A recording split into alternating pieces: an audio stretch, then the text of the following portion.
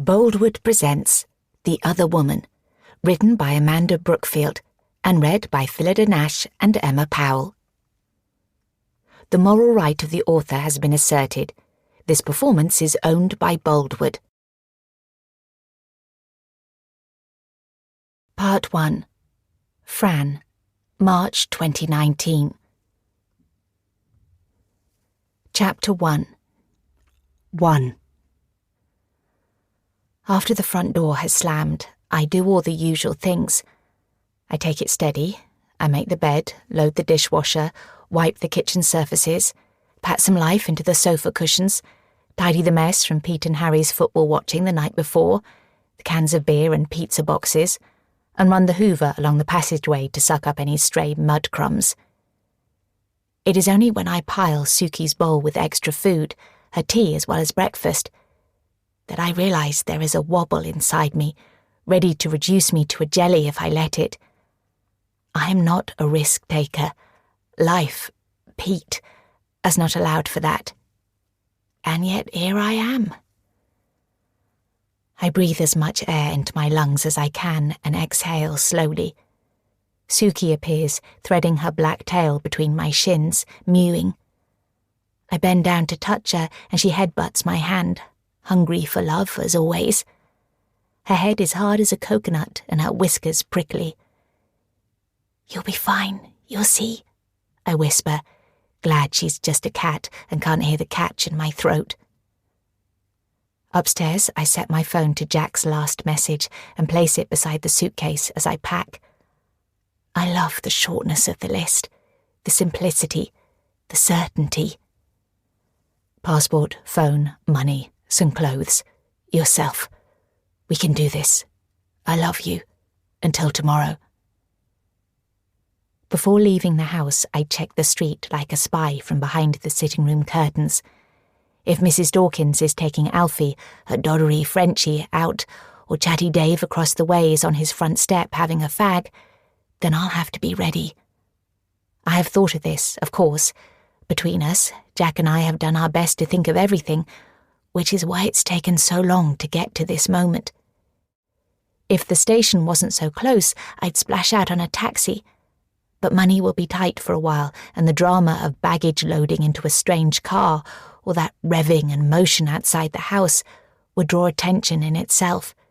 Crazy, after all the months of taking so much care. Better to slip out and brave the gauntlet of the street. Better to have ready my prepared story about visiting Rob and Joe, my brother and his wife, and their motley crew of children and animals in the wilds of Kent.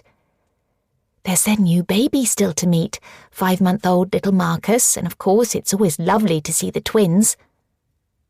All morning I have been practising in my head what I'll say if someone asks, the tone I'll use, jolly and affectionate. 20 years of marriage to Pete has taught me that at least, how to put on a show, how to say what needs to be said, do what needs to be done. By the time the truth comes out, I'll be gone. If it weren't for the suitcase, it would be a doddle. But a suitcase invites questions, even from strangers, and despite having learnt to lie, it still takes nerve and grit and all the things I do not naturally possess. That this terrible necessity of double living, 13 months of it, is about to end is one of the things that has been keeping me going. I am free to make my own choices. My life is my life. Jack has opened me up to such daring thinking. We're all just tumbleweed otherwise, he said once, getting blown nowhere, for nothing. I chose the suitcase from the dusty heap in the loft for its large size.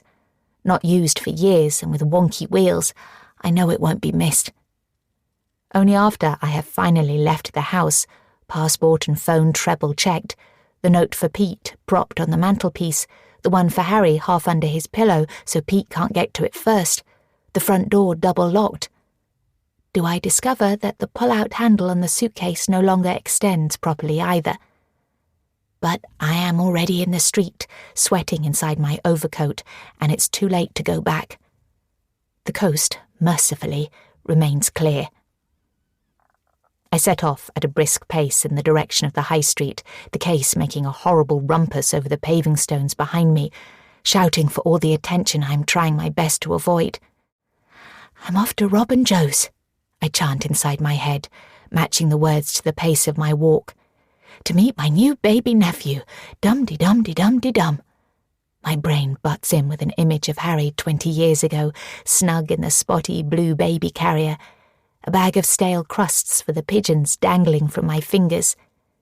Days when I still believed becoming a mum would solve everything. A man in paint-spattered overalls jumps out of a parked white van, making me start. "Morning." "Morning. Going somewhere nice, I hope?" Behind him, a kid on a bike, bare knees purple-blue in the mid-March chill, does a wheelie, throwing a glance sideways to check for an audience before whizzing off. "Yes, thanks." I cast a side look at Annie Smith's front window as I hurry on, grateful to see it empty. I think about her leg ulcer and the carer rota that keeps changing and have to shove them to the back of my mind. Just as I do Harry, aged just 20 and his father's son these days, but still my boy. And Suki, bless her, found by me in a soggy box under a lamppost a decade before, a black velvet coat sodden and mouldy grey. That selfishness takes courage has been a new discovery. The bloody suitcase fights me like a sumo, threatening to unbalance us both during its thunderous progress in my wake. But I turn the corner and suddenly there's the postbox on the high street, a red beacon, something to aim for. I slide my resignation letter with its bold, brief outline of the reasons behind my decision into the slot, pausing just long enough to hear the quiet thwack as it lands. I do not let myself think of Camille opening it. There is no going back now. All the big stuff is done. Jack's voice slides into my head. "Precision planning, my darling Fran, and we shall prevail."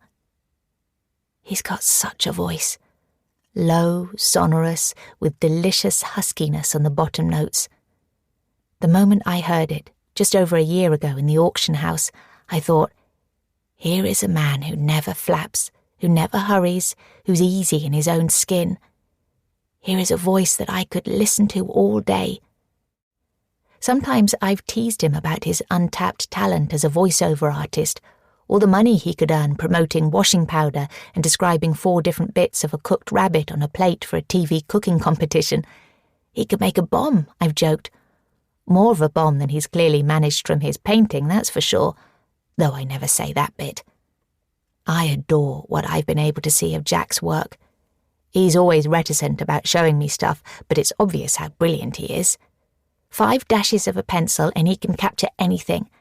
And his paintings, translucent seascapes, burning green countryside scenes, willowy people, are dazzling. But earning money as an artist is hard graft, and he is understandably sensitive about that, given Helena's family millions and how little he and I are going to have to live on. I've tried to worry about money too, but I can't. For a start, there's my 10 grand from Mum, still safe with Santander and in my name, despite Pete's best efforts. And then, between us, Jack and I have vowed to find work, no matter how menial, until some of the new portraits he's been working on, the Rogues Gallery he calls it, finds buyers. A friend of his called Brian is going to look after all of it while we're away, hopefully finding some takers among his rich banker contacts. Jack already speaks some Spanish, which will give him a head start, and I'm going to have lessons when we get there. I've had a stab with evening classes, but Pete's never easy with things that take me out of the house after working hours. Winning the battle to join Camille's book club for school staff took weeks of pleading and holding my nerve.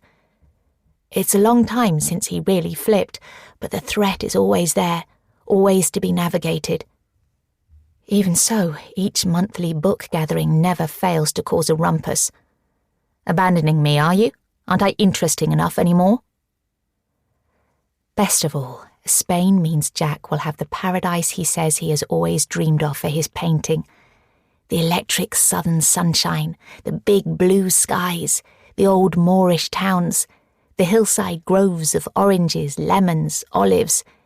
In close moments during our few treasured chances to be properly together, he has talked to me in raptures about such things, his voice a whisper of passion, his strong arms holding me close while his big hands cut my head and his long, slim artist fingers comb my hair.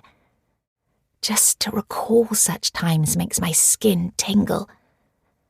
But the far bigger joy is to have found someone whose happiness and self-fulfillment I yearn for even more than my own, with the added luxury of knowing that Jack wants the same for me. Love, in other words, of the sort I had stopped believing in. With Pete, just using the words happiness and fulfillment is like pulling a trigger. Sorry, I haven't been as successful in life as Madam would have liked. It hasn't all been the proverbial rosebed for me either, in case you haven't noticed. Have you noticed, Fran? Do you pay any attention to me, ever? It can go either way then, but the old list of life blows will come out during the course of it. The knee injury that wrecked his youthful sporting hopes, the 2 business partners who somehow both turned out to be backstabbers, the hateful sports shop management job that was supposed to be a stopgap, Harry dropping out of uni, and somehow every time, by that last item, I'm the one to blame for it all. I can feel the old fear and anger rising, and I don't want it, not today of all days. My arms and shoulders are starting to throb. Who would have thought half a mile could feel so long? I divert myself by picturing Casa Maria, the gem of a guest house that Jack found for us online, with its warm terracotta floor tiles and fresh white cotton curtains fringing the bedroom windows, all centred round a courtyard of cobblestone and hanging baskets, fireworks of colour erupting against soft sandy stone walls.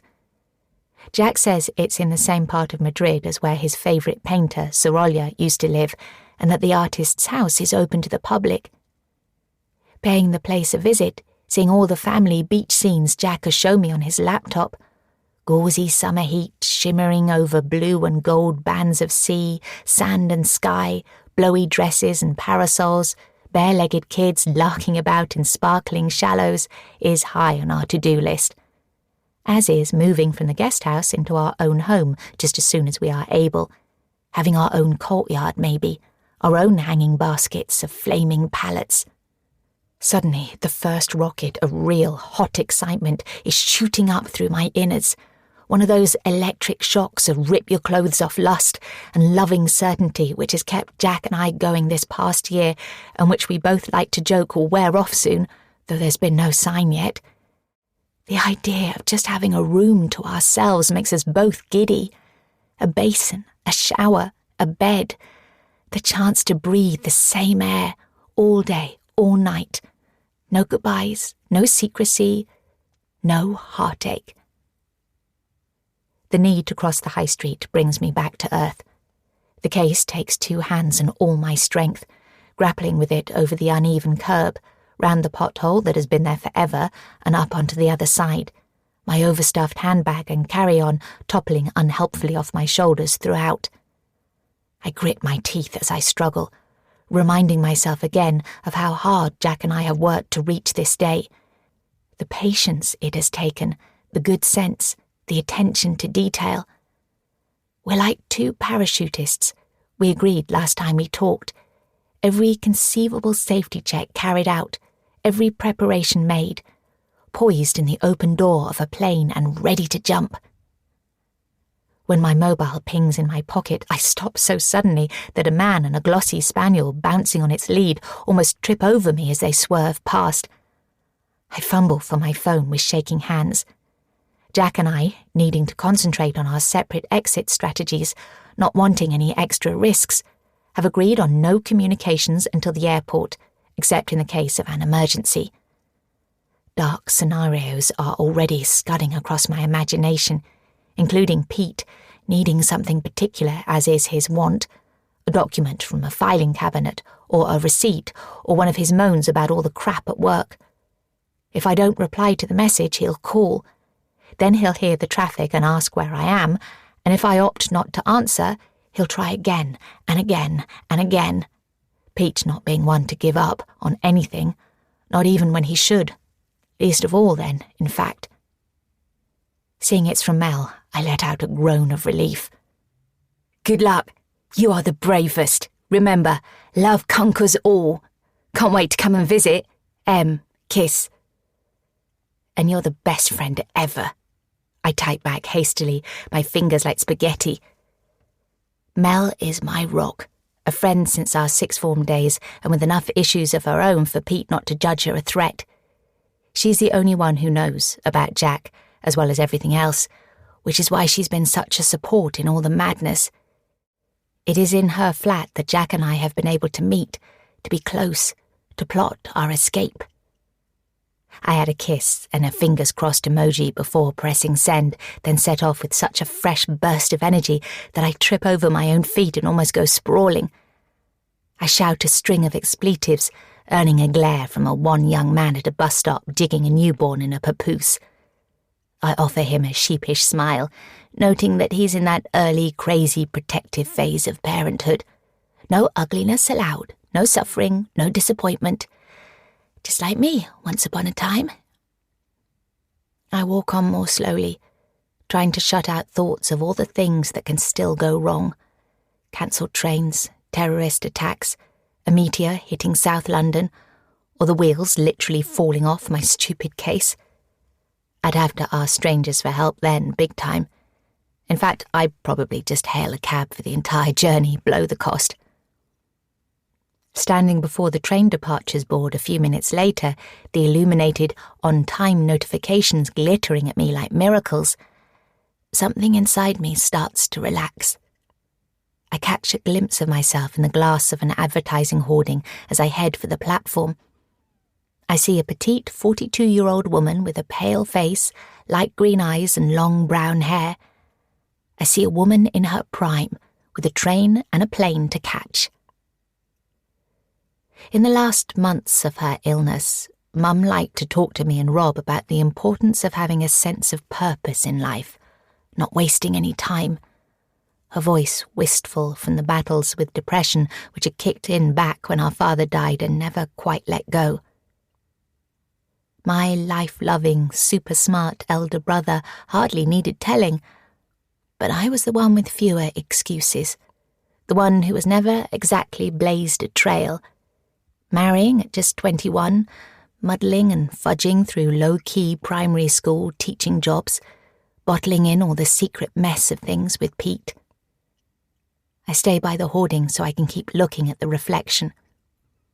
I think you might root for me today, Mum, I tell her. I think you would understand and be proud. 2. On the day I met Jack, I was still trying to shake off a heavy cold and cough that had arrived through the usual stress of Christmas and was somehow still hanging around in February. It was a Saturday morning and Harry and Pete had gone to a game. I felt so rough I couldn't even be bothered to slap on any makeup before setting off for the shops. I took my usual route past the garage in the park, wanting to check out the farmer's market before getting to the budget supermarket, where I always got most of what we needed, buying in a day-to-day way as Pete preferred. The last stretch included the old auction house, Morelands, a sprawling red brick building set behind some railings which I'd walked past hundreds of times without a second glance. On this particularly icy day, the sun popped out, a lovely sun lamp of heat on the back of my head, and I dawdled to enjoy it, examining the posters strung along the railings. There was to be an auction that morning, Victoriana. Photographs of various items were featured, including a little dressing table the colour of molten honey, set on ornate mini knickerbocker legs with 2 drawers and brass keyholes that made me think of a smiley face. Before I knew it, I was wandering in through the gates. Got your eye on anything in particular? He had taken up a seat one away from me in an otherwise completely empty row, checking his phone and various papers from a weather-beaten briefcase that drew attention to his equally weather-beaten leather shoes, the old-fashioned expensive sort, studded with decorative holes and small laces. Me? No. That is, lots of things look nice. It had taken a while to locate the dressing table, even smaller and more delicate than its photo had suggested. Some miniature silver pillboxes in a cabinet had also caught my eye, on offer as a job lot. Not that there was any question of staying or bidding. I wouldn't have known how, for one thing, and for another, Pete, understandably for once, would have gone into meltdown. Financially, we were in a sound patch, but there was never any question of extras. I had ogled for a bit, then flopped onto a seat just for the chance to blow my sore nose and take in the surroundings. The place was an emporium, high-ceilinged and crammed, like a vast but orderly junk shop. "I'm here for the books," my new companion went on easily, absently running his hand over his close-cropped, dark, sandy beard and pointing across the room. "Over there, spilling out of the box under the chest of drawers with the blue vase, do you see? The catalogue says a reserve of 200, but fat chance, frankly. They'll go for 4 times that at least. There's a lot of rubbish among them, not to mention mildew, but also a couple of first editions." I hadn't noticed the books. They were in a cardboard box that was indeed falling apart, its sides torn and flapping. Several had fallen out through the gaps, displaying, even at a distance, the grey speckled state of their old leather covers. "The main thing," he continued, "is to have a limit in mind before you start. It's curious how one can get carried away otherwise, beyond the point of reason sometimes. The thrill of the chase, I suppose, a bit like gambling. Not, I hasten to add, that I count that as one of my vices."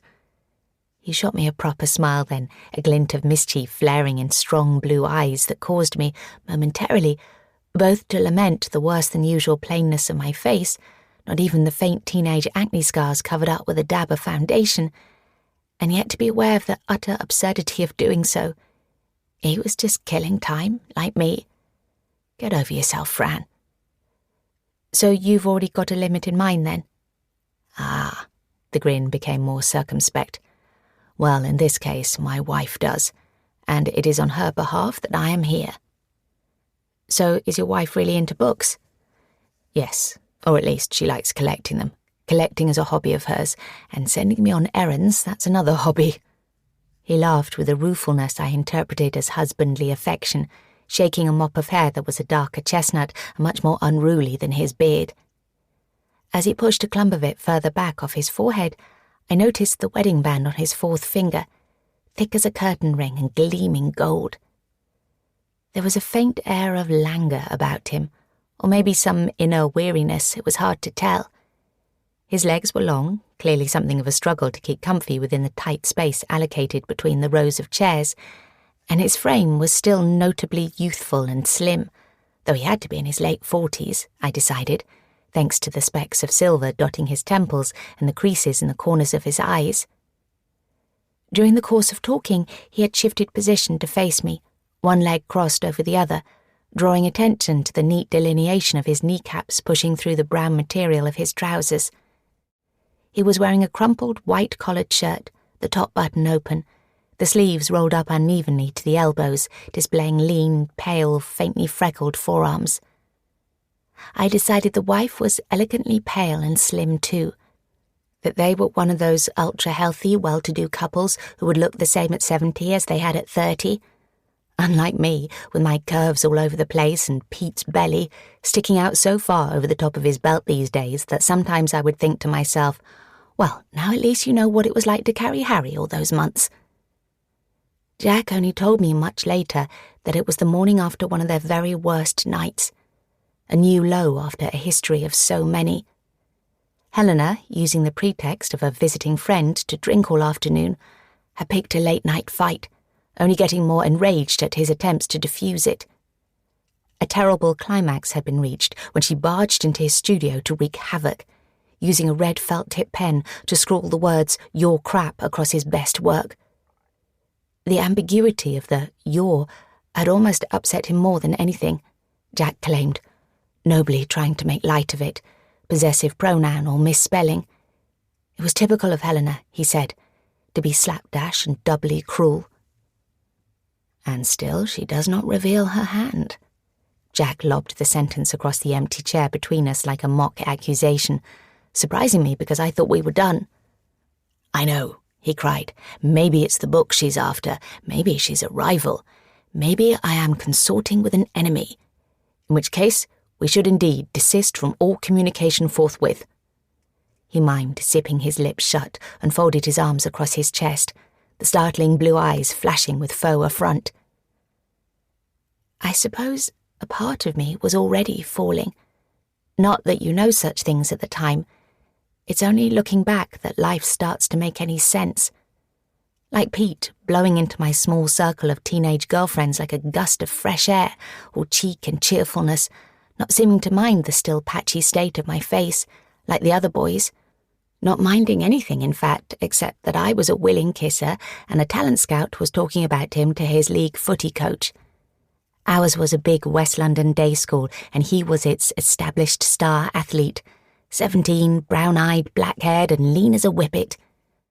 I was a year younger and prepared to think that any boy who didn't find me repellent was worth loving in return. My skin was such a constant source of teenage misery that the moment Harry started to play up, I frog-marched him straight to the doctor and didn't leave till we had a prescription. Making a mountain, Pete said, as per, giving the poor boy a complex. But I could never have explained to Pete, of all people, the burden of feeling ugly, the bad decisions it can cause, like marrying the first person who'd have me, the way it warps one's entire world. I didn't want any of that to kick in for Harry, already in the business of taking himself off to the edges of things rather than getting stuck in. When Jack did the mouth-zipping, I couldn't help giggling, which somehow triggered a coughing fit, a truly terrible one, gritty and explosive, that took several ugly old tissues and a sticky cough sweet, dug out from the dusty lining of the pocket of what was my oldest, warmest coat, to get on top of. "Oh no, your books are quite safe," I rasped, once speech became remotely possible, keeping my hand in front of my mouth for fear of transferring any of my disgusting germs across the space between us. "No interest whatsoever, though I do like books a lot for reading, not collecting." I had to keep stopping, both for breath and to swallow the continuing impulse to hack my lungs out. "I'm in a book club. We're doing Middlemarch." I stopped. My chest had settled as quickly as it had got stirred up, but I felt ridiculous suddenly at so much unnecessary disclosure. As Harry might have said, in the unlikely event of him being privy to such an exchange between his mother and a total stranger, "Doh, Mum," issued with the scornful groan reserved for highest disdain of my embarrassing ways. Jack was unfazed. Already in love himself, he declared later, when we picked over these unlikely beginnings. Not that I ever quite believed him. Insecurity about looks is one thing, but to accept the possibility of a handsome man, even an unhappy one, falling for a coughing crone with a red nose and deathly face, wearing a coat sporting a layer of cat hair, spewing disease into used tissues, takes quite a mind stretch. Though at the time, Jack, certainly to his great credit, merely ploughed on with the subject at hand. Middlemarch, wow. I gave up on that, I'm afraid. There were just so many words. And as for the main woman, Dorothy... "Dorothea?" I ventured. He paused, smiling. "And as for Dorothea, I actually found her very annoying, getting with that creep of an academic. Casaubon? That's the one. A fossil of a man." "Fossil. I like that." It was impossible not to be pleased that the giving up hadn't prevented a good grasp of the story. Pete only read the sports page these days, or things on his phone. "Thanks. Feel free to use it with your club," he grinned. Around us, preparations for the start of the auction were gathering pace. An atmosphere of expectation was suddenly in the air. Seats in our row and others were filling up. At the front, a young man was checking the microphone on a lectern, and two women at a table next to it were setting up laptops and putting on headphones.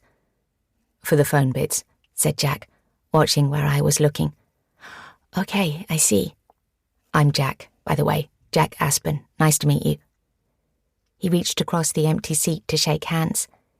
His was so much bigger than mine, smooth and warm as a glove. "Francis Grove, Fran, but I must be on my way." Nerves about the auction getting underway, being trapped, were overtaking me. The truth is I didn't sit down for anything except to look around. I'm here under false pretenses, a fraud." "How scandalous. I shall have to report you to the authorities." "I'd better make my escape quickly in that case." I stood up, spilling and retrieving balled-up tissues. "Do you like carrot cake?" "Excuse me?" "There's a cafe in the basement that does great carrot cake. If you could wait 10 minutes, 15 tops, the books are early on the list, we could grab a coffee. I'd like to say I won't bother with them, but I must." The softness in his expression had gone. There was something else there now, a hint of pleading, but also a guardedness, as if inwardly braced to absorb whatever response came back. "A quick coffee, a piece of cake." His tone was matter-of-fact. "What harm could it do?" What harm indeed, and he was smiling again, so warmly. I sat back down. The auctioneer stepped up onto the podium and the room fell silent. The man had a waxed handlebar moustache that made me want to reach for my scissors, but he knew what he was about, charging through each bid with quick-fire gabble and banging his wooden hammer like a percussionist. Cake or no cake, it was exciting, and I was glad I had stayed, simply for the experience. It was 20 minutes before the box of books came up. A phone bidder took it to an astonishing £800, but Jack held firm, raising a pencil each time with the metronomic precision of one who knew the game and would not tolerate defeat. It was mesmerising, a glimpse into another world. Afterwards, we slid out of the row like truants, slipping down a back staircase I hadn't seen. The cafe was ill-lit and small, set among stone archways more suited to a wine cellar. We sat across the only spare table, a rickety black plastic one, sporting a single daffodil in a thin glass vase, and shared a slab of mouth-wateringly moist cake, lemon drizzle because there was no carrot left, using 2 forks, our 2 cappuccinos mirroring each other across the plate, chatting like old friends. We discussed the bidding and Jack said there hadn't really been a limit, that Helena would have paid anything. Then he apologised again for not liking George Eliot, saying it was probably because he was too dim, but clearly so at ease with the notion that the likelihood of this being true felt impossible. "So, tell me, what do you do then?" he urged suddenly. "Do you have children, a job?" I sensed he had considered asking about a husband and not done so. It made me pleased and uncomfortable all at the same time. But his wife was on the table, so to speak, and my 4th finger, decked with 2 rings, the tiny single diamond with which Pete had proposed, and the thin gold circle that had sealed our union 3 years after leaving school, was even more obviously encumbered than his, so I decided it was simply because the subject was too evident to raise. We were 2 random married people having a random coffee. One son, Harry, he's 19, gave up on uni after 1 term and is still not sure what to do next, like many young kids these days, I guess. I made a "what can you do" face, like it was just a normal problem, which I kept telling myself it was. I teach in a primary school, a new one called Chalfonts, lovely and small. Before that, it was a big comprehensive, St. Joseph's, and before that, I dipped in and out, covering here and there. All I've ever wanted to do was work with young children. I've got a brother called Rob, who's the high achiever of the family. He advises people on how to invest their money. Oh, at least I think that's what he does, is beyond me, but earns him a packet anyway. What about you? I'm an only child, or as good as. My mother died when I was in my teens, and my father remarried a woman who didn't rate me much. They had more kids and moved to Canada, and no offspring of my own. He went on quickly, like he didn't want any sympathy. I didn't know what to say then either, having no clue whether that meant years of failed effort or not wanting to be a parent anyway. It was an impossible enough question between proper friends, let alone total strangers. Even with Mel, single and childless, I always trod carefully. I think teachers are the most important people in society, he continued thoughtfully, before adding, like it was something that needed owning up to. I paint. Or at least I try to. I'm not what you would call successful, private sales to friends, that sort of thing.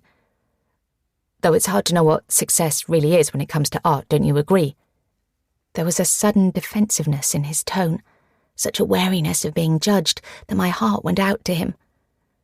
What I mean is, he went on, It's one thing to know a work is supposedly valuable, and quite another to be truly absorbed by it.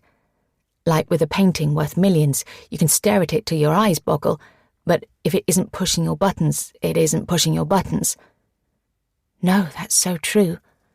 My mind was skittering back to the husband thing, whether to just say Pete and I had been together since school and have done with it, but he hadn't finished. Does George Eliot push yours, for instance? My buttons? For some reason, the question made the blood rush to my face. I suppose it helps that my reading group are doing it, I replied quickly. There's this strict club rule about having to read the actual book. Ah, now there's a good rule for a book club. Suddenly we were both snorting with laughter, so that people at the other plastic tables turned to look. We laughed till our eyes streamed, till we had to not look at each other. It was a laughter that had nothing to do with book clubs or books or anything except the unlooked-for and thoroughly inexplicable pleasure of the moment in which we found ourselves. I didn't mind the turning heads. In fact, I rather relished them. They reminded me of all the times I had watched other couples seeming effortlessly to enjoy each other's company, the sense of wonder it had evoked in me, of envy. And now, here on this blowy, bright, unlikely February morning, sitting in a dungeon of a cafeteria, it was happening the other way round. It was happening to me. 3. A wonderful calm infuses me once I am inside the airport. The wobbly wheels of the case run more smoothly along the hard, polished floor, and it makes the dodgy handle easier to manage. All flights are on time. I am earlier than we have agreed by almost an hour. I go to the toilets and check myself over in the mirror, resisting the urge to swipe on more lippy or start fussing with my hair. Jack likes me as I am. What scars? He said, the first time I dared to mention them, which was the first time we made love, the first time we laid ourselves bare. We were in the empty flat belonging to a friend of his called Hugh, a mad, snatched couple of hours on a Saturday in May after weeks of calling, texting and brief, agonised hand-holding across tables in shadowy corners of wine bars and coffee houses. Helena was having lunch with a girlfriend, and Pete and Harry were at an end-of-season game. Jack had jumped on a tube from Islington, and I'd headed up the Northern Line. 6 stops each from opposite directions, meeting in the middle. We had drawn the curtains to block out the daylight, the world, and were sitting on a white leather sofa in the sitting room, holding hands, trembling and happy, in no rush, despite the magnitude of the occasion and time, as always, being so pitifully short. As a schoolgirl, I had bad skin, you see, I said. He let go of my hand and brushed the side of his index finger down my cheek. But you certainly don't now, he said. You are beautiful, Fran, glowing. You have an inner light. He took my face between his palms and began kissing every inch of it, slowly, gently, methodically, working his way down over my forehead, my eyes, my cheeks, my nose, my ears, my chin. When he reached my throat, I found myself moaning softly. Your scars are only visible in your own mind, he murmured. As are mine. We all have them. He pulled back, waiting till I opened my eyes, and then smiled. All I see is you. You, Francis. Fran, the warmest, most loving, sincere woman I have ever had the fortune to come across. He shifted closer and placed his mouth on mine as I had ached for him to do, sliding his tongue between my ready, open lips. He tasted sweet, and his beard was silky and warm against my skin. We undid the buttons on each other's shirts as we kissed, pulling them from the moorings of our trousers. His shoulders were broad and contoured by muscle, but the rest of his body was boyishly lean and pale, with a shield of light brown hairs on his chest. Let me look, he said, when we were both down to our underwear. Let me take you in. I had only ever been with Pete, and it was always in the dark. I could be anyone, I often thought. I'm just a body. and though what Jack asked of me made me shy, there was such unquestioning, tender, loving acceptance in the way he stared that overcoming my shyness became integral to the desire of wanting him in return. I stood up and unclipped my bra and slid off my pants. My blood pounded in my ears. It was like setting myself free from the version of me to which I had clung for 2.5 decades like a ball and chain. "Oh my goodness," he said, his voice full of loving wonder. And it was like a part of me had jumped inside his head, able to see and share the pleasure of what he surveyed. My strong hips and a firm round belly, my short shapely legs, the breasts that had always troubled me for their size, ungainly but still pleasingly full, their shimmering silver threads offering testimony both to my 42 years of living and all the rigours of bearing and mothering Harry. "I like how you look too," I whispered, shy still of my own daring. "I will do anything you want, Fran," he said. "Anything." He was stroking my forearms, his eyes still drinking me in. "We can even call a halt now, if this is all too much. We can put our clothes back on, just talk, it's okay. Everything is okay, so long as I am with you." A whoop of laughter flew out of me. I threw my head back, my arms shivering under his touch, my body burning.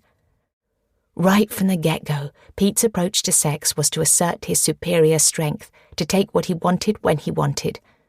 My role was to acquiesce, feigning the pleasure that his needy ego required. Survival, like love, can make you do many things. Any form of mutual loving desire had never been in our lexicon, let alone the revelation that it could take the form of these tremulous, precious moments that Jack and I were now savouring, barely having touched each other. Emboldened, I took a step back and said I wanted him to take off his boxers. I said if he dared do anything along the lines of calling a halt, I would self-combust into a pile of dust and he'd have a lot of explaining to do to his property tycoon friend Hugh, whoever he was, who had so generously offered us the flat and who, I could tell, from the minimalist, pristine gleam of its decor, didn't like mess. I added, rather more ruefully, that by my reckoning we had precisely 39 minutes before we had to be putting our clothes back on again.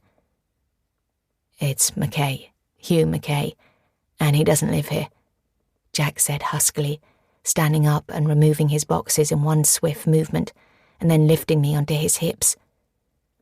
I locked my legs around his back, and we began to kiss again, in earnest this time, any notion of stopping utterly forgotten. Afterwards, I lay on top of him. The narrowness of the sofa necessitated it, but it was where I wanted to be. My smaller body on his longer, broader one, contained within the frame of him, skin on skin, leg on leg, arm on arm. My head turned sideways on his chest so I could feel his heartbeat matching mine. I told him I loved him, which was the first time I'd said it, but not his. Then I told him properly about Pete, just so he knew, I said, and not because I was expecting any answers. 4. I parked myself at a table in one of the walk-through cafes near the check-in desks with a coffee and a muffin, even though I don't really want anything. But I was too rushed and tense to manage breakfast, and not eating gives me a headache, which is the last thing I want. I need my wits about me. I also want to see, think, to feel every instant of this once unimaginable day. After all the years of putting up, holding in, bowing to, cajoling, navigating Pete, I found this man, this courage, this chance, and nothing is going to get in my way. I have become the heroine of my own romantic story. I'm taking control, just like Dorothea and all heroines across the centuries must learn to do, of my life. My life. I drink the coffee and eat the muffin, which is studded with blueberries. They stick in my teeth and taste too sweet. Time, displayed on the big airport clock, seems to have gone into slow-mo. As the sluggish seconds pass, I am aware of all the calmness seeping out of me, drop by drop. Soon I am checking and rechecking the inside zipped compartment of my handbag for my passport with such feverish compulsion that I loop the bag strap across my chest like a satchel, clasping my arms over it to stop them twitching. My brain flips to Harry, getting his rucksack nicked at Heathrow on a post-GCSE school trip to Barcelona. So quick, he said, that the thief was out of the airport doors before he or any of his group could properly register what was going on. The rucksack had contained everything that mattered, including a new laptop Pete and I had given him for his 16th. Reporting, sorting, replacing it all had been expensive, not to mention inconvenient, what with having to turn round and head back down the M4 when I'd only just dropped him off. "These kind of things seem to happen to Harry," said the master in charge helpfully, before rushing off to passport control to join the rest of the group. Instead of Barcelona, Harry spent the half-term in his room, gaming and driving both Pete and I up the wall. Someone has left a newspaper on a seat, and I try to read it. 3 immigrants have been drowned trying to swim the channel. A new species of butterfly has been identified in Papua New Guinea.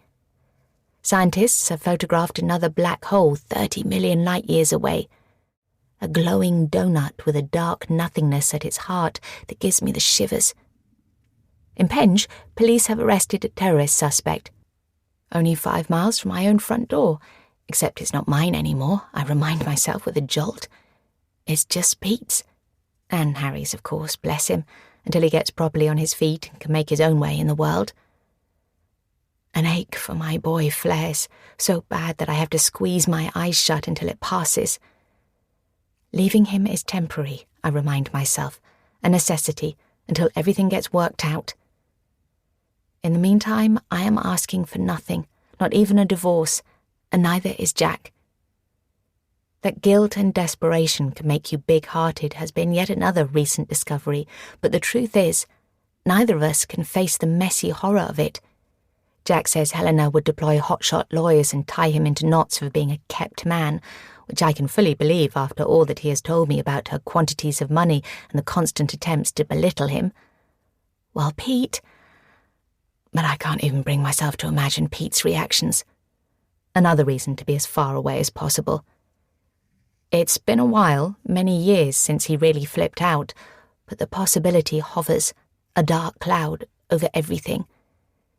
It's a bit like living with an unexploded bomb, I explained to Mel once, when she was on one of her beefs about how I should leave. The one sure thing to set it off would be me trying to walk away. Jack's distress on the subject of Pete is so acute that I tend to avoid it. He says things like we should be going to the police rather than Spain, and that if the man ever lays so much as a finger on me, he will personally ensure he rues the day he was born, which is nonsense. I can't imagine Jack being violent with anyone, but sweet all the same. Sometimes, in lighter moments, we joke about how well our hard-hearted, manipulative spouses would get along, how handy such a coupling would be, leaving us to be free of both and with each other. Although in truth I wouldn't wish Pete on anyone, not even Helena. I check my emails. No emergencies. No unforeseen problems. I've seen off a lot in the last few weeks, unsubscribing from pointless things, winding down in every possible area without doing enough to provoke awkward questions. Mel, superstar that she is, has promised to help with any part of the inevitable shitstorm that crosses her path, stonewalling and fighting my corner, particularly with Pete, who is bound to come knocking. On the work front, Camille won't get my letter until she returns from her Florida family holiday, a few days before the start of the summer term. She'll be astounded, rock-solid Fran Grove doing a runner, and furious. She'll say, "Why have I not given her some private warning, and what sort of friend and colleague am I?" She'll say, "What is she supposed to tell my year ones, or those trusting little 5-year-olds I claim to care about, not to mention their parents, taking the plunge with Chalfonts?" She'll say, because she isn't sufficiently briefed to deduce anything else, "What the fuck, Fran? Throwing away a perfectly decent life for what? Some unhappily married loser artist?" And then there's Pete and Harry. Finding their letters. My heart pumps. I can picture Pete's thick fingers ripping the top of the envelope off, the snarling disbelief and outrage. How he'll yell at Harry, at the entire street, at anyone prepared to listen. I always knew she was rotten. She never really loved me or treated me right. But it is the image of Harry's eyes travelling down the page that really tears at my heart. Despite my painstaking efforts at explanation, my son's already hurtful sea-change teenage decision to start hating me will find reinforcement with every word. I wonder if he'll see the smears on the paper and realise how hard I wept. I wonder if he will guess how the pen slid at my trembling fingers, how my chest nearly burst, how the room spun. I had been losing him already, I remind myself. My beloved boy, whose every murmur I once knew like my own name, whose every small sock I folded with the loving awe of one who recognises herself at last to be truly blessed. The child who arrived at the head of a little ghostly procession of siblings lost to miscarriages. A baby who liked to curl in my arms, and my arms only, every night, long into toddlerhood, breathily sucking his thumb, clinging with such mad mother love that it was this early period of the marriage that saw Pete at his worst. People who say babies draw couples together know nothing. I was once one of them. At 23, I truly believed Harry would solve all our difficulties. Instead, his arrival just shifted and intensified their focus. From the start, the three of us were like a triangle of points that never quite connected, not all together anyhow. The distance between Pete and me was already there, and it was like Harry fell into it, stoking his father's envy as he went. I check my watch, and suddenly, ridiculously, I'm in danger of being late. My phone rings as I leap to my feet, and I throw it against my ear. I know, I'm here, I'm on my way. Franny? Rob? I can't keep the disbelief from my voice. I'd been so sure it would be Jack. Are you okay, sis? You sound odd. No, yes, I'm fine. All well with you and Joe? I stammer, desperate to deflect any interrogation. Yeah, grand. Look, I just wanted to... And the twins? And little Marcus?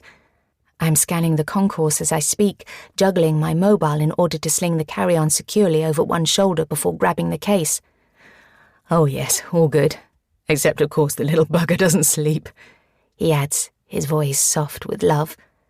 Joe and I take it in turns to wear earplugs at night, pillow talk generally being about why the hell we had another, as if we didn't learn our lesson with Tilda and Billy. Rob, this isn't the best time. An announcement on the airport speaker system almost drowns me out. Where the hell are you? Sounds like... Are you at an airport? Where are you going? Don't tell me that great ray of sunshine to whom you're married is whisking you away for once. No, I'm meeting Mel, I falter. She's been to Barcelona. She's hurt her foot, her ankle, so I'm helping out. I'm cursing myself for not ending the call at the get-go, for dithering, and now the absurd nonsense about Mel, all while I am scanning the crowds which are starting to gather around the EasyJet desks. My brother's voice, so familiar and trusting, so blissfully ignorant, is making me feel bad in the last way I want or need. He will be the first to get a full and proper explanation once the deed is done. Mel really is something else, he goes on in his booming, energetic manner. I mean, I know you two go way back, what with all that business at school, when you helped her through after that boy. Ed Calder, I say automatically, my eyes travelling from face to face. He was lucky just to get expelled, and that was because Mel didn't press charges. Though nothing actually happened. I can't believe I'm having a Mel conversation. I'm fully aware of Rob's reservations about my best friend, stuck in their usual groove. Despite not having seen her for years and being partly founded, I cannot help suspecting, on the fact of Mel's size, the elephant in the room he once joked, for which he knows I have never forgiven him. All I'm saying, Rob goes on quickly, is that you always put yourself out for everyone else. Not just Mel, but that husband of yours and all those old ladies you visit. One lady, Annie Smith. The queues are so thick that it's getting impossible to tell where one starts and another begins. Mother Teresa of South London. Hasn't Mel got anyone else she could have asked? It's the holidays and I'm happy to help, I snap. immediately feeling bad and adding in a softer tone. "Look, Rob, I've got to go." "Well, what about later then?" He ploughs on, in his obstinate, winning way. "After you've done your chauffeur act. I'm in London with some time on my hands for once. Not one, but 2 meetings cancelled. I suppose I could just jump on the train home, but being the loving brother that I am, I thought, why not see that little sister of mine?" "Rob," I cut in, exasperated. Okay, I'll let you go, but just so you know, Joe and I want you all to come for Easter." He's talking at treble speed now. "It's been an age, and I'm very fond of that waster of a godson you produced, who also runs you ragged, by the way, and you could at last meet the monstrous Marcus. One dribbling grin and you'll be a goner like the rest of us. Franny, did you hear? He's still there?" I'm still scanning the throng of travellers so keenly my eyes are beginning to water. Rob's words have receded into the mass of white noise inside my head, part of a jumble that now includes images of my nephews and niece in the most recent Christmas card family collage. The twins in pom-pom hats and stripy Wellingtons, the new baby swathed in a yellow blanket, his pink round face topped by a tiny knitted white skullcap that gives him the look of an exotic fruit dunked in sugar. Suddenly, at last, I glimpse the back of Jack's head through the throng and start to run. "Sorry, Rob, but I've really got to go. I'll be in touch very soon, I promise. I love you." "I love you too, sis," he says as I cut him off, a trace of bewilderment in his voice. An hour later, the EasyJet queues are thinning, and I am still hovering nearby, pinned into my coat by my satchel handbag, phone in one hand, the suitcase handle in the other, the carry-on parked between my feet. It wasn't the back of Jack's head.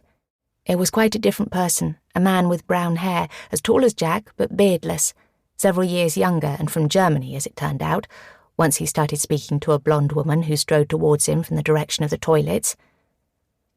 I've checked my phone perhaps 30, perhaps 80 times, but there is nothing there apart from a message Rob left after our call, which I can't bring myself to listen to just yet. Not until Jack is safely at my side. I have texted him now, twice, first with the word emergency, and then saying, "Worried, please call." I've also tried ringing, but it cuts out straight away. It dawns on me that Jack must have lost his phone. These things happen, and I'm not going to panic. It is probably in the back of the taxi that he had to take from the place where he was staying last night, seeing the person he had to see before making his way to the airport, the person with whom he was leaving all his precious paintings, a person whom Helena reputedly does not like and whose name I cannot for some reason now summon to mind. Helena herself is in Cornwall with her father and sister. The mother is dead, the father is called Ralph and has Parkinson's, which must be hard on Helena, on all of them. The sister is called Christabel.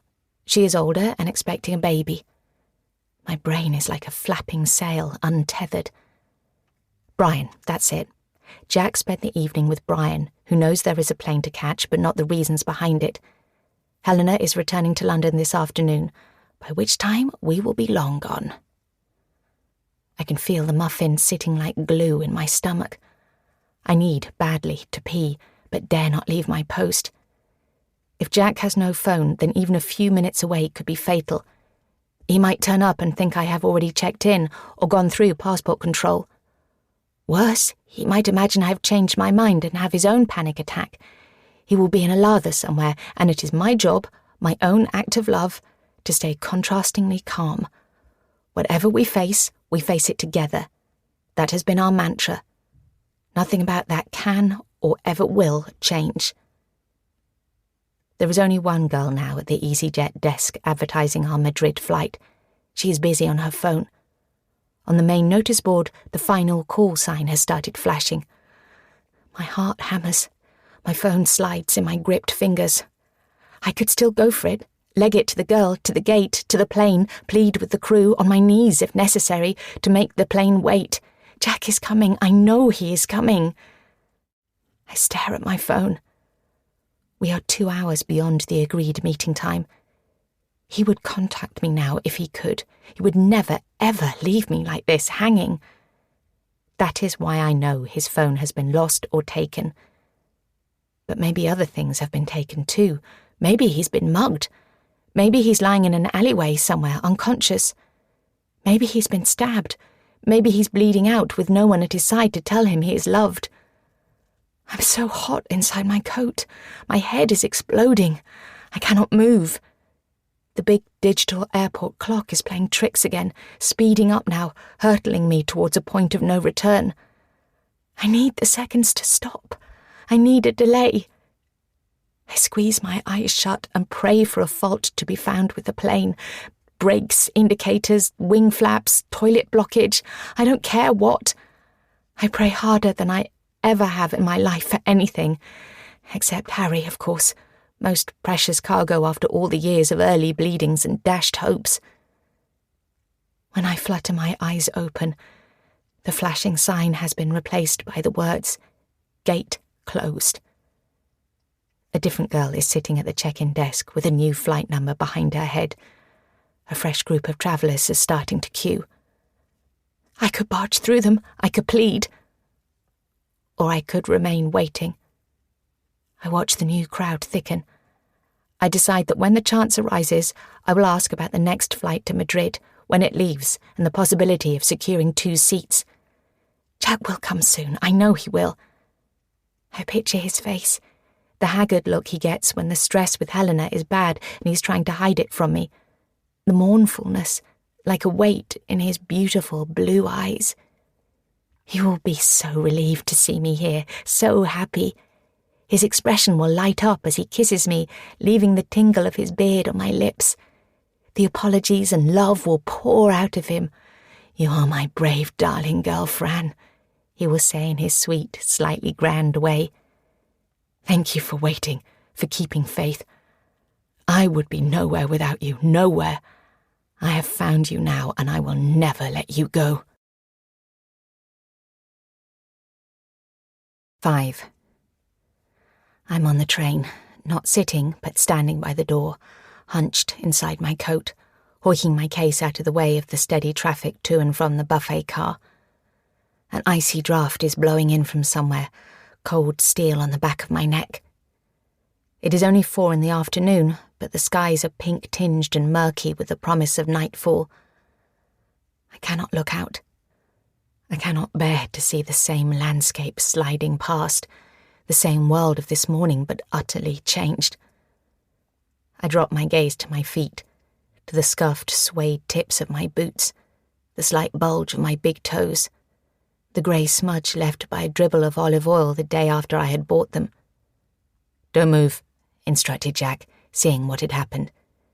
We had entered the phase of occasionally using Mel's place for a couple of hours, and I was frying onions for a bolognese.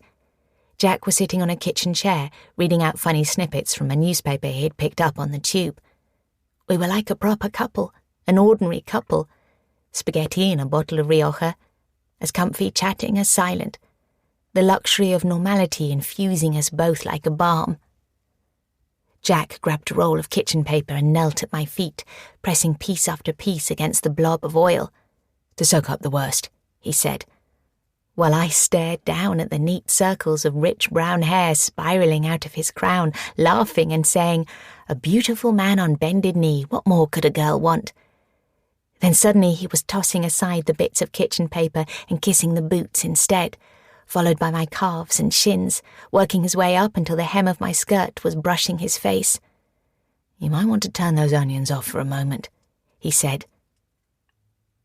Near me, on the train, leaning against the toilet door, 2 young men in crumpled city suits swig from beer cans and whiskey miniatures, discussing, volubly, the unnightly existence of God. One had been brought up a Catholic. "I mean, the flames of hell, for Christ's sake." They move on to black holes. The glowing donut picture in the airport newspaper burns in the back of my mind, returning me to the slight stickiness of the cafe table under my forearms, the excitement churning in the pit of my stomach. It is like remembering another person, and I yearn to return to her, all her wild excitement and hopes still intact. I press my eyes closed and speak to Jack. We've had moments of telepathy in the past, calls at exact times they were needed, nights when our imagining of each other was almost as intense as our actual love-making. I can feel him thinking of me now. I can feel it. "It's all right," I tell him. I know that something terrible has happened. I do not even need to know what it is to forgive you. We will regroup. We will find a second chance.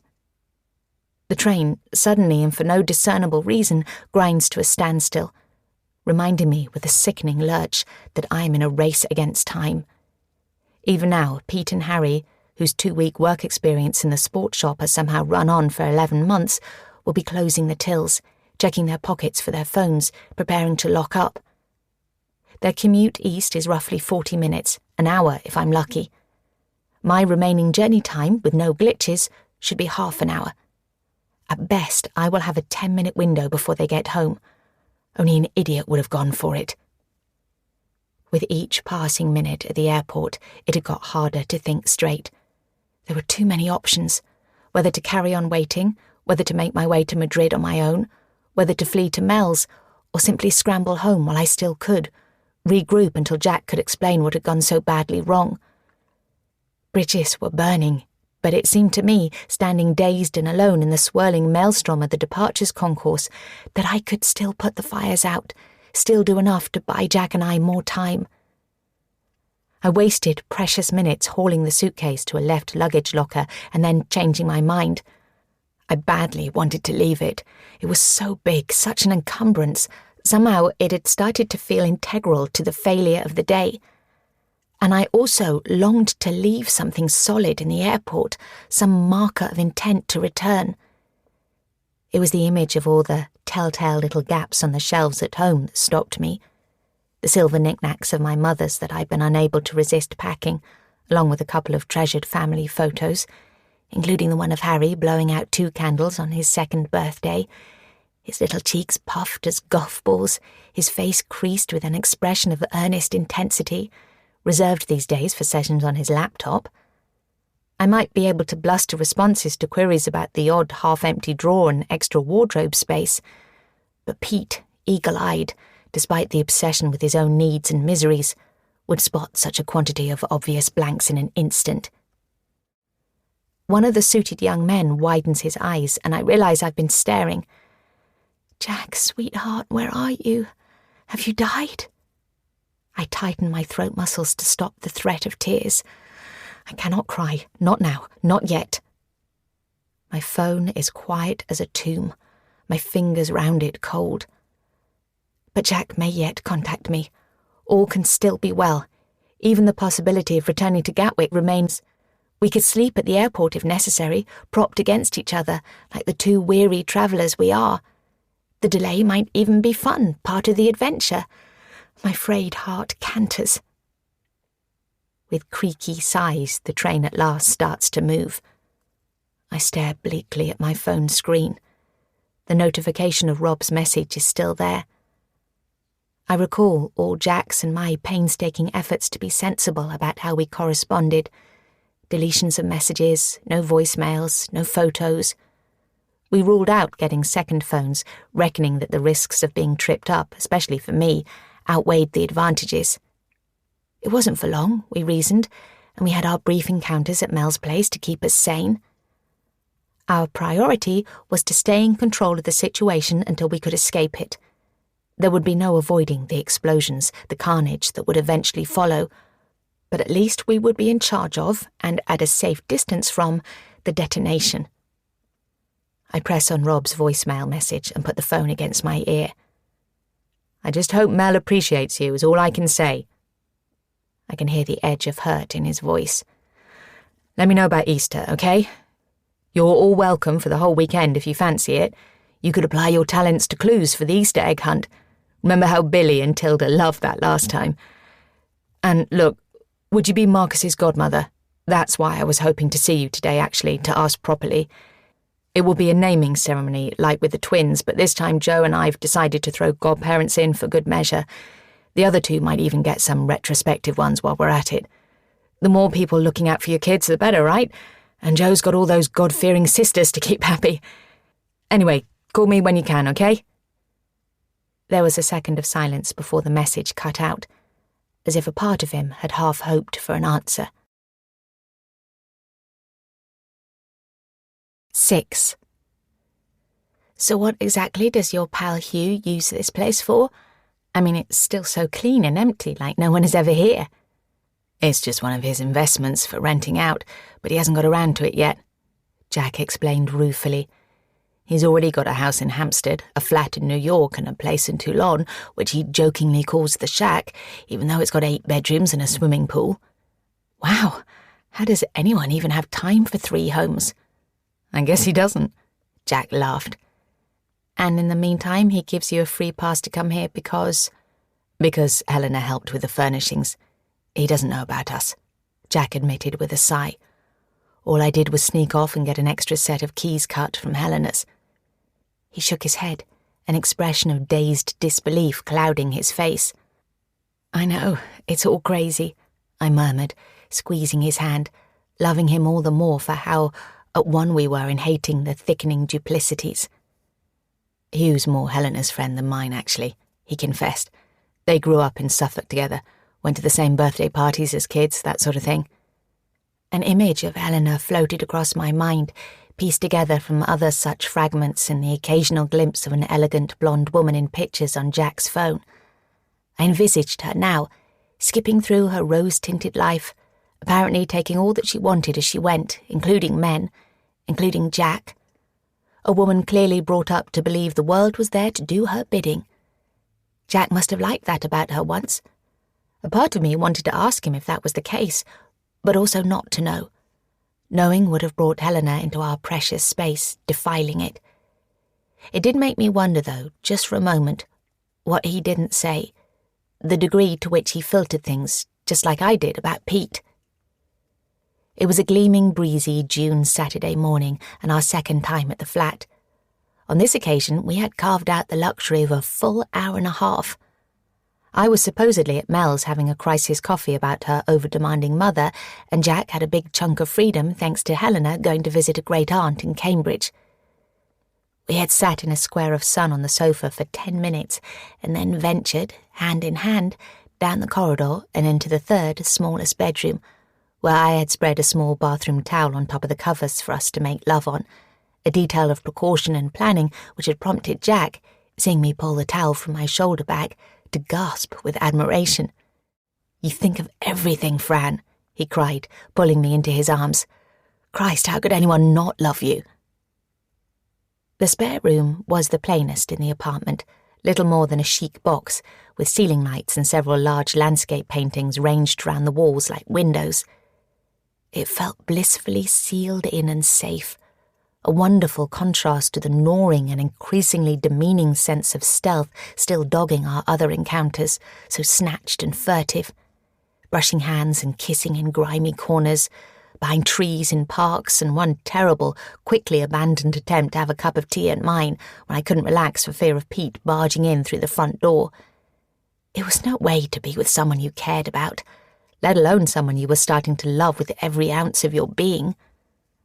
At home, afterwards, scrubbing the traces of Jack's aftershave off my face, so much bolder and sweeter than anything Pete ever put on his body, I would gawp at my ruddy cheeks and guilty eyes, marvelling at what my heart was making me do. Only when Jack and I were actually together did everything make sense. The bedroom was warm and the towel downy under our nakedness.